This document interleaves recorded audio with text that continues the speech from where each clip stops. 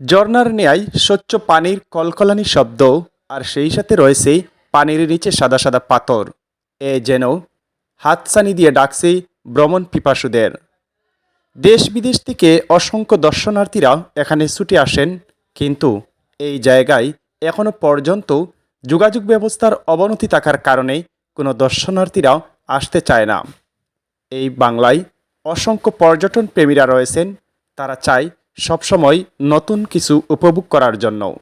কিন্তু যদিও এই জায়গায় এখনও পর্যন্ত যোগাযোগ ব্যবস্থার কোনো উন্নতি নেই, তাই পড়ে রয়েছে এভাবে অযত্নে, অবহেলায়। আর এটি হচ্ছে আপনার আমার বাড়ির পাশেই, আমাদের পার্শ্ববর্তী কানাইঘাট উপজেলার লক্ষ্মীপ্রসাদ পূর্ব ইউনিয়নে, যেখান থেকে কানাইঘাট উপজেলার শুরু হয়েছে, যেটা লুবাচলা পাথর কোয়ারি নামেই পরিচিত। দেখতেই পাচ্ছেন, এক দিকে রয়েছে ভারতের মেঘালয় রাজ্য এবং অপর দিকে রয়েছে বাংলাদেশের কানাইঘাট উপজেলা। আর এখান থেকেই মূলত কানাইঘাট উপজেলার যাত্রাটা হয়েছে।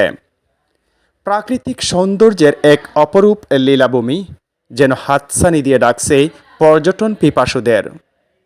প্রাকৃতিক সৌন্দর্যের এক অবলীলা, এখানে গেলেই মনে হয় যেন বুলাগঞ্জ সাতাপাতুর কিংবা বিছনাকান্দিতেই চলে এসেছেন। কিন্তু আদৌ সেটি নয়, সেটি হচ্ছে সেই কানাইঘাট উপজেলার লুবাচড়া পাথর কোয়ারি। দূর দূরান্ত থেকে অসংখ্য পর্যটন পিপাসুরা এখানে যাওয়ার আগ্রহ থাকলেও যোগাযোগ ব্যবস্থা না থাকার কারণে এটি আজ অযত্নে, অবহেলায়।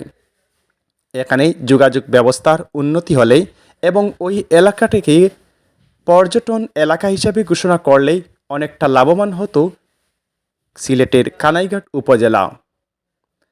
এখানে রয়েছে এক ভিন জগৎ, যেন নদীর সাথে রয়েছে মানুষের গভীর মিতালি।